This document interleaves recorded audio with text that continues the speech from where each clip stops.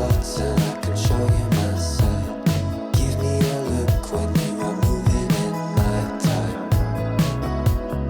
Moving in my time. Bonjour et bienvenue.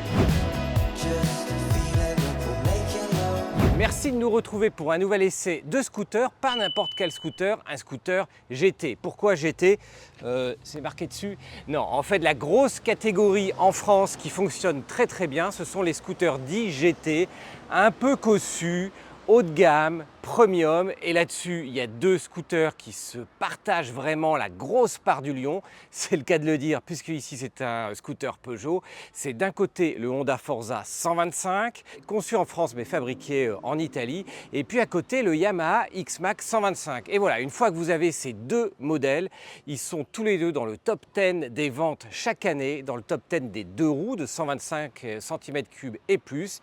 Et puis cette grosse part du lion avec ses 20 000 modèles par an, et bien forcément les autres aimeraient bien avoir autant de ventes que nos amis X-Max et Forza 125. Du coup, c'est la raison pour laquelle Peugeot est très présent sur ce secteur, non seulement en termes de 50 cm3 où il a une grosse part de marché, mais où il essaye d'aller sur ce marché des GT avec le 125 et notamment ce 125 Pulsion 125 qui existe en fait en trois versions. La version active à partir de 4 599 €, cette version, la version GT à 4 899 € et puis la version Allure, ça c'est le haut de gamme au-dessus, qui se distingue essentiellement par un gros top case, gros, j'exagère un peu, 39 litres, un moyen top case à l'arrière qui permet en fait d'augmenter la capacité d'emport, car on va le voir en dessous la selle, il y a de quoi mettre un intégral et un jet, mais pas deux intégraux comme le peuvent le faire notamment les concurrents.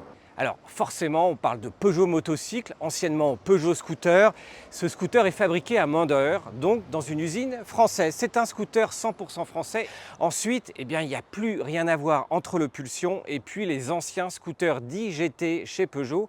On pense naturellement au Satellis depuis 2005, un Satellis qui a même eu une version avec compresseur, et oui, s'il vous plaît, qui avait vraiment une grosse puissance et qui pouvait notamment aller taper et taquiner quasiment à 130, voire un petit peu plus km/h sur autoroute, ce qui n'est pas du tout le cas de ce modèle Euro 5, de ce modèle Pulsion Euro 5 qui est donc la nouvelle version sortie en 2022 par rapport au premier Pulsion sorti en 2018 qui lui n'était que Euro 4. Du coup, ce modèle Euro 5 perd un chouïa en puissance, un pouillème de chevaux, mais gagne un petit peu en couple, un petit peu plus bas, ce qui devrait lui donner un petit peu plus de reprise. Mais au-delà du fait d'être fabriqué en France, il n'y a vraiment plus rien à voir justement entre ces anciens Satellis et puis le fameux City Star qui lui était l'entrée de gamme dans les scooters Peugeot dits GT. Franchement, à partir de 3 000 € quand il était sorti, là ça n'a rien à voir, on est à 4 500 avec un prix très bien placé par rapport au Forza encore une fois et au Yamaha X-Max. La première chose qui marque vraiment quand on découvre ce Pulsion, c'est sa qualité de finition. Franchement, on voit aussi la patte et la griffe du lion. Pourquoi?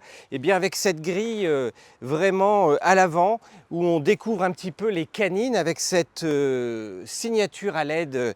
Et puis on dirait presque les pattes ou les griffes également à l'arrière. C'est très bien signé, hein. On a un mélange de plastique brillant et mat, du plus bel effet. On a des poignées qui ont presque des reflets irisés sous le soleil. On a cette petite notion GT qui est marquée ici, et puis on a ce fameux lion aussi bien sur la bulle qu'à l'arrière, et même, ce qui est un petit peu plus rare, ici au niveau de la partie arrière. Et encore une fois, la qualité des plastiques est au niveau des plastiques dans l'automobile. On parle beaucoup de qualité perçue en termes de plastique. Il y avait notamment, si vous voyez, des anciens modèles de Satellis et de City Star. Franchement, ils ont très mal vieilli. Les plastiques étaient vraiment vieillots. Ici, on est vraiment monté d'un très grand cran chez Peugeot, avec encore une fois des platines pour reposer les pieds en bas qui sont vraiment très belles, le bouchon de réservoir un petit peu alu, même le bouton au commodo qui permet d'allumer le scooter avec une clé Smart Key, un transpondeur et une clé sans contact, très pratique au jour le jour.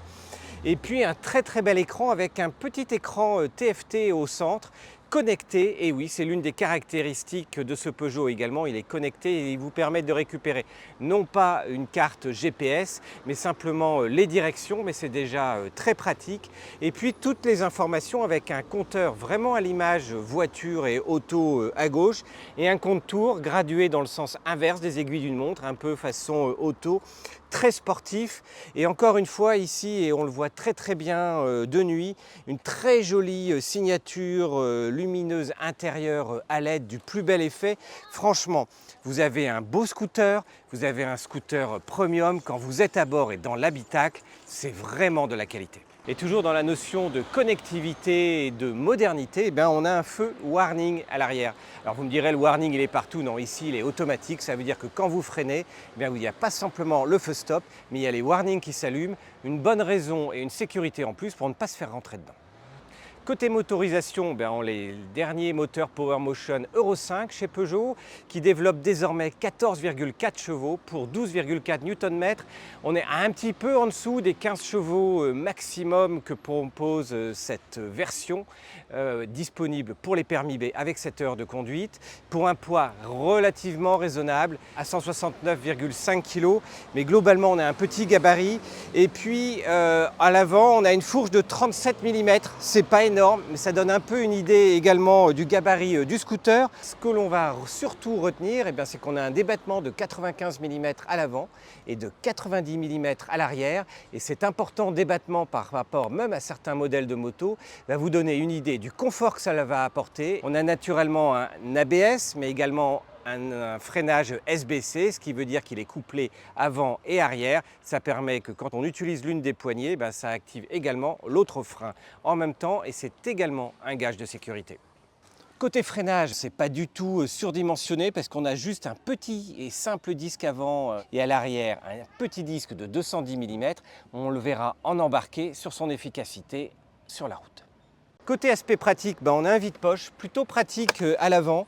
Relativement grand, vous avez vraiment de la place et puis surtout un port USB qui va vous permettre de brancher et de recharger votre smartphone.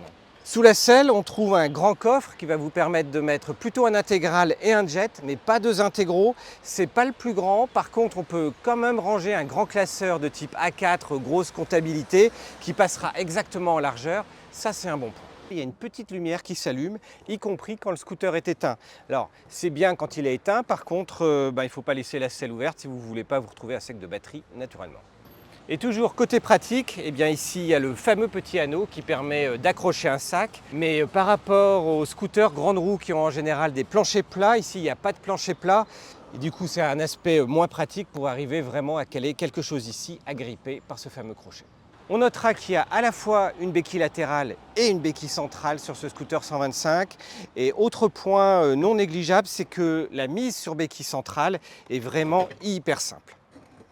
Dernier point et non des moindres, le Peugeot est équipé en Michelin City Grip. J'affectionne relativement régulièrement ces pneus parce qu'en ville, ils ont vraiment un bon grip aussi bien sur le sec que le mouillé.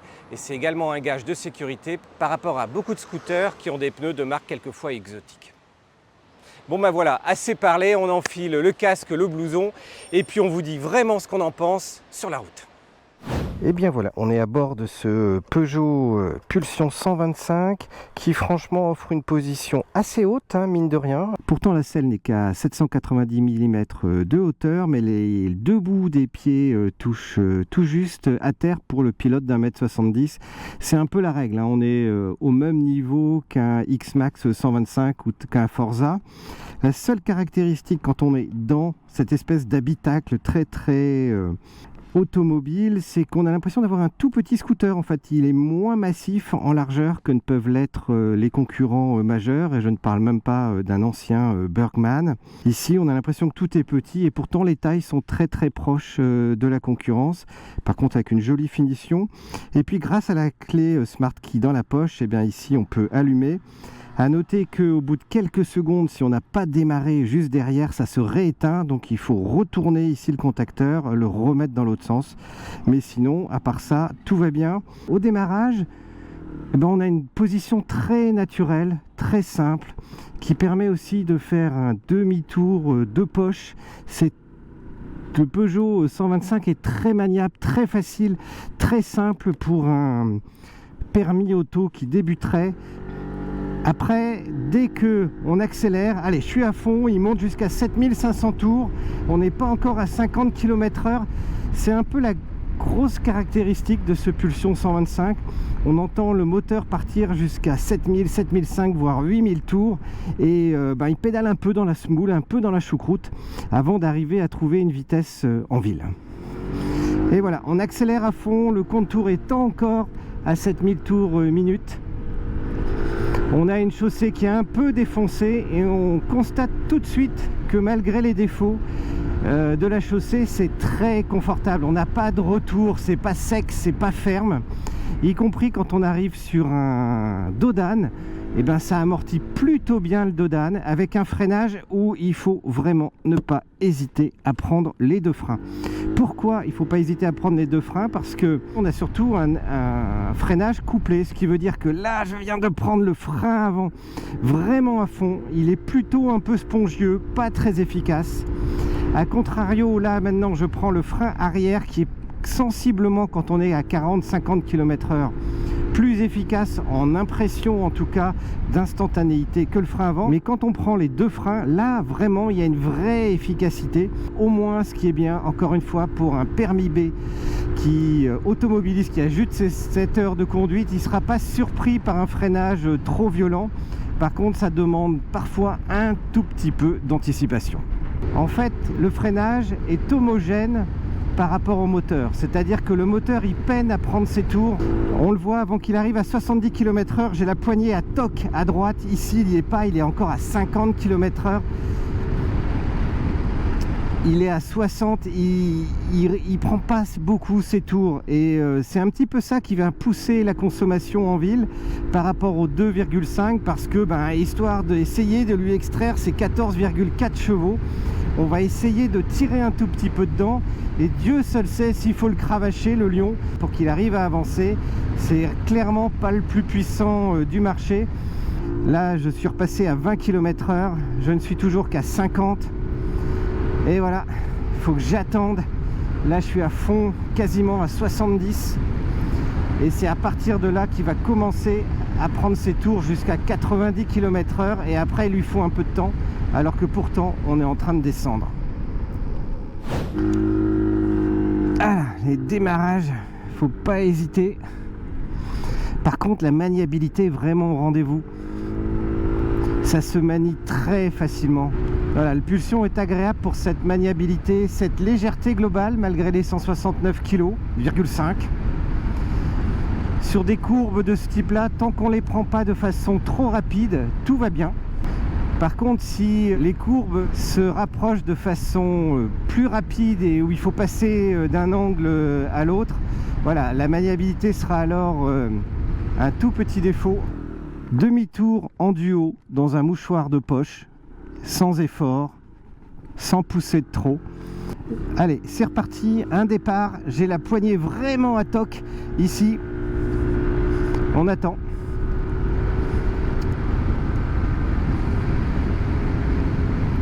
Et maintenant je suis à 70 km/h et j'essaye d'accrocher les 90 km/h pour enfin les avoir. Même les 90 demandent un petit temps avant d'y arriver. Et voilà, on est à 90 km/h. On arrive à accrocher un 100. Je suis toujours poigné à toc ici, mais en descente. Et là on prend un 110, voire une fois qu'on est bien lancé. Et encore une fois, là on est vraiment sur une descente, on va pouvoir aller gratter quelques kilomètres/heure encore. Voilà, dès qu'on arrive sur un faux plat ou une légère côte, le scooter sera plutôt à 85 km/h qu'à 100 ou 110.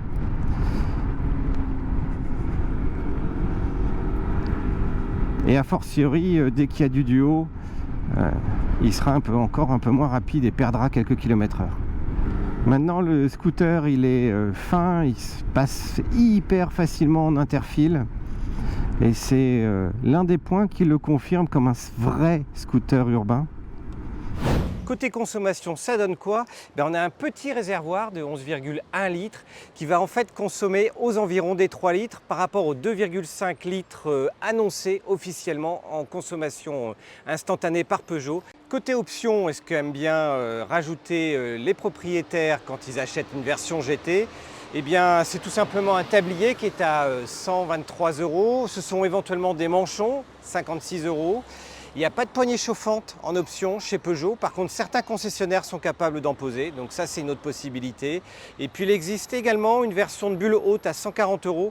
Personnellement, je ne conseille jamais les bulles hautes parce qu'elles génèrent de l'infrason derrière, elles font une prise au vent et elles peuvent aller jusqu'à générer un flou au niveau de la direction avant. Ce qu'il y a de bien avec ce Peugeot, c'est qu'il y a Smart Key, avec même une antenne radio au cas où il n'y aurait plus de piles pour le faire fonctionner. Il y a une petite manip à faire. Il y a un superbe manuel d'entretien.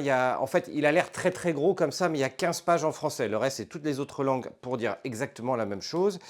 Et il paraît que c'est connecté, mais on ne parle pas de l'application mobile dedans. Donc, on se retrouve à essayer de comprendre comment ça fonctionne.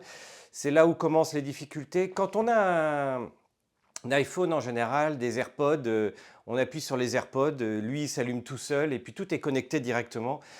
Dans la moto, c'est toujours plus compliqué et on va le voir ici. Donc voilà, on prend l'appli, on clique sur Nouveau scooter. Bon, il n'est pas allumé, donc on allume le scooter. On attend que ça mouline un tout petit peu. Là, donc, on clique sur l'écran pour dire Nouveau scooter et puis il ne se passe rien. Et en fait, il faut aller chercher dans les menus. Alors, les menus, on les accède soit par un appui long sur Exit, soit sur un appui long sur OK. Donc, on cherche un petit peu partout, sachant qu'il n'y a rien dans le manuel. En l'occurrence, je le sais, je vais aller un peu plus vite pour vous montrer. On appuie donc longuement ici. Là, on appuie sur Bluetooth. Et puis ça s'éteint. Ça s'éteint parce qu'il se met en mode économie d'énergie. Donc avant le temps que vous ayez le temps de dire ouf et de savoir où c'est, le scooter est éteint. En fait, c'est un jeu. C'est un peu comme le Cluedo déjà pour savoir où dans le menu il faut trouver l'info. Et après, il faut être plus rapide que la machine pour arriver. Bon, alors on va vous donner une astuce qui n'est pas écrite dans le manuel. Il faut se renseigner, c'est pas du tout intuitif. Là, vous avez un bouton. Alors bien sûr, si vous appuyez ici, ça ne se rallume pas, il faut le remettre comme ça. Et surtout, il faut l'enfoncer 5 fois. 5 fois, c'est important. Donc 1, 2, 3, 4 et 5. Là, vous pouvez tourner.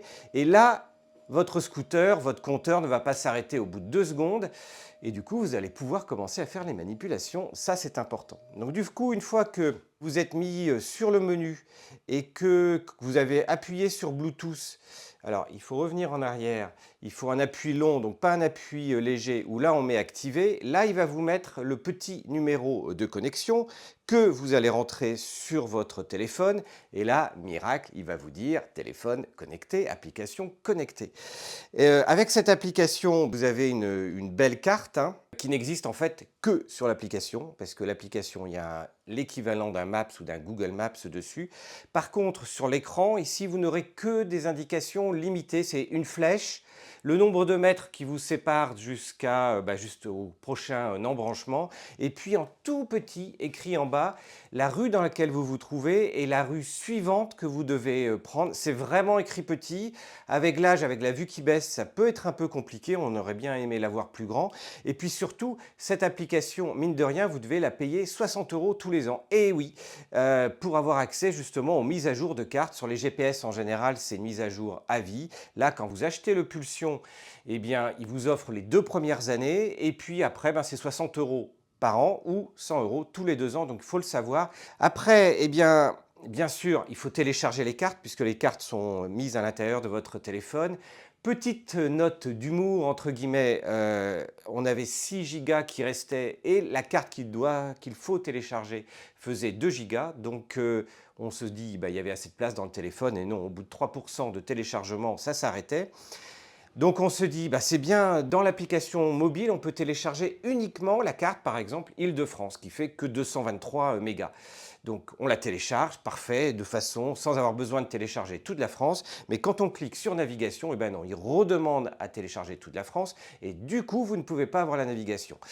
Donc il faut faire du tri, donc on a bien nettoyé le téléphone pour faire plein de tri et puis du coup on a accès à l'application qui après est relativement standard par rapport à ce qui se fait. Mais voilà, on n'en est pas encore au top du niveau de la connectivité, mais on y arrive et puis surtout pour 60 €, on aimerait bien une vraie carte, d'autant plus qu'on a un écran TFT. Côté duo, franchement, le Peugeot est une très bonne valeur. Pourquoi ? Déjà les suspensions, c'est vrai que souvent sur les scooters, notamment les scooters électriques, dès qu'il y a des pavés, des plaques d'égout, de temps en temps, ça ne prévient pas et schlac, vous prenez un retour dans le dos qui est ultra désagréable. Là, aucun souci, donc ça c'est déjà top. 2, la selle est ultra confortable, les poignées sont grandes, très bien placées, vous avez toute la place, vous choisissez où vous voulez mettre vos mains. Les repose-pieds qui sont discrets quand on est en solo, franchement, sont très pratiques en duo. Et la position est impeccable. On est à peu près, même si la selle est un peu surélevée, on est un tout petit peu au-dessus du pilote, mais vraiment pas grand-chose. Mais par contre, le confort est top. Autre point pour le pilote, c'est vrai que souvent, quand on est en duo sur un scoot, il peut y avoir, dès qu'on est à 5-10 km/h, un effet de ballon pour partir. Là, il n'en est rien. Franchement, il est rigide et bien droit, même à basse vitesse, ce qui est super pour le pilote. Et je lui mettrais du coup un 18 sur 20 pour la ville, voire même du périurbain en duo sur ce scoot. En conclusion, Peugeot est vraiment monté en gamme avec ce Pulsion, quelle que soit la version, avec un prix qui reste relativement bien placé à partir de 4 599 €, même si on vous conseillera vraiment de mettre les 250 € supplémentaires pour prendre la version Allure avec son top case à 4 999 €. Et surtout avec le fait qu'il s'agisse ici d'un scooter 100% français, c'est un point très important parce que fabriqué dans l'usine Demandeur. En point fort, c'est clairement sa finition, le côté très cossu. Vous êtes habitué à l'automobile, on se retrouve dans les codes de l'automobile avec cette finition extraordinaire. Le confort également, on en a parlé en début de présentation, mais les forts débattements plus le confort de cette selle, aussi bien en solo qu'en duo, sont vraiment agréables au quotidien, et notamment dès qu'il y a des pavés et que la route se dégrade, où on peut vraiment non pas être complètement sur un tapis volant, mais c'est quand même hyper confortable.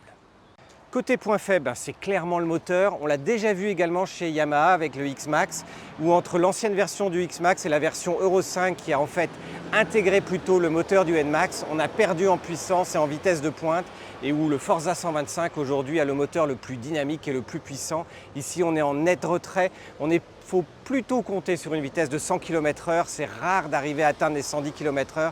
Donc si vous avez beaucoup de périurbain à faire, ça sera vraiment la limite de ce moteur. Par contre, si vous faites uniquement de l'urbain et de la ville, ça sera largement suffisant parce qu'on a un scooter très homogène, même si le freinage n'est pas au top. Mais au moins, pour un automobiliste qui commence à faire du scooter avec son permis B, il ne sera pas surpris par trop de puissance et l'ensemble est homogène. Dernier point, il reste un peu l'aspect de l'emport et du confort. Aujourd'hui sur le marché dans les scooters 125 GT, on arrive à mettre 2 intégraux complets sous le coffre, ce qui n'est pas le cas ici. Et bien voilà, si vous découvrez la chaîne aujourd'hui, je vous invite à cliquer en bas à droite pour vous abonner. Il y a également un comparo entre le Yamaha X-Max 125 et le Forza 125 qui est toujours d'actualité par rapport au modèle 2022. On vous invite également à les voir. Et d'ici le prochain essai de scooter ou de moto 2022, voire 2023, eh bien à ciao, salut!